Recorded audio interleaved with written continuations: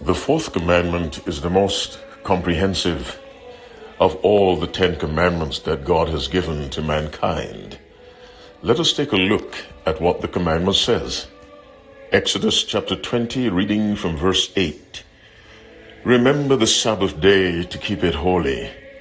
This is a command to the individual to observe God's holy Sabbath day. This is the individual component of the Sabbath commandment. Every individual is called upon by God to observe his seventh-day Sabbath. It goes on to say, in it thou shalt not do any work, thou, nor thy son, nor thy daughter. This includes the family. There must be parental authority exercised in the home in order that the children might keep the seventh-day Sabbath. This also presupposes that in the home there is respect for the authority of the parents. The Sabbath commandment covers the family. Thou, nor thy son, nor thy daughter. It goes on to say, thy manservant, nor thy maidservant. Perhaps someone listening to me is an employer. As an employer, God calls upon you to respect the rights of your employees. God defends the rights of human beings. And so your manservant and your maidservant are under the protection of God, and they are also required to rest. They must not be abused. They must not be overworked, and they must not be underpaid. Let me put that in there very quickly.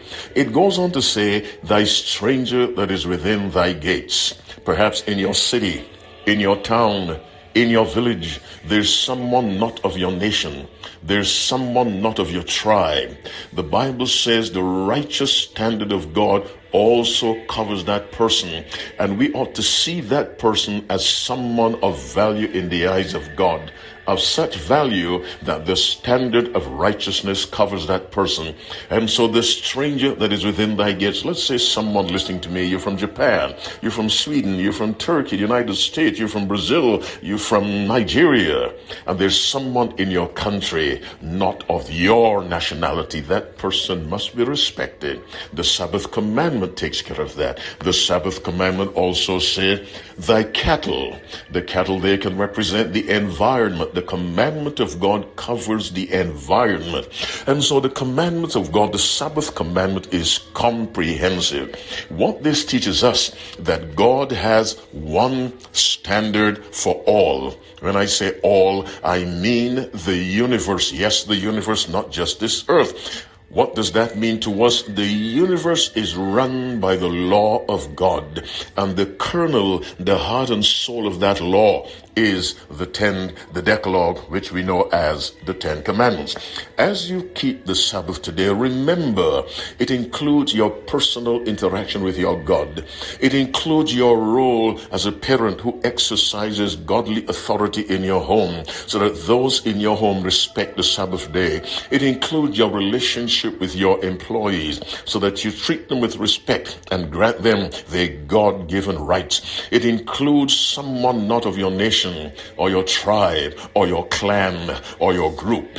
That person must also be respected. It includes the animals who must be treated with compassion and with care, because God gave them life and they represent the environment. God has one standard for this earth, for this universe. It is his law. And that 10 commandment law is most powerfully expressed in the fourth commandment, which calls for a relationship between the individual and God, and between the individual and his fellow man, and the individual and his environment. As you keep the Sabbath holy, my listening friend, remember, you are observing the most comprehensive of the 10 commandments. No wonder it is the one the devil has attacked. Indefatigably, his intention is to destroy it. Because if it is destroyed, so go the other 9. But it can never be destroyed, because the law of God is to last forever. Let that law live in your life, live in your heart. Let it affect your behavior with your family, your society, the stranger, your environment. Keep the Sabbath holy, and may God bless you and your family.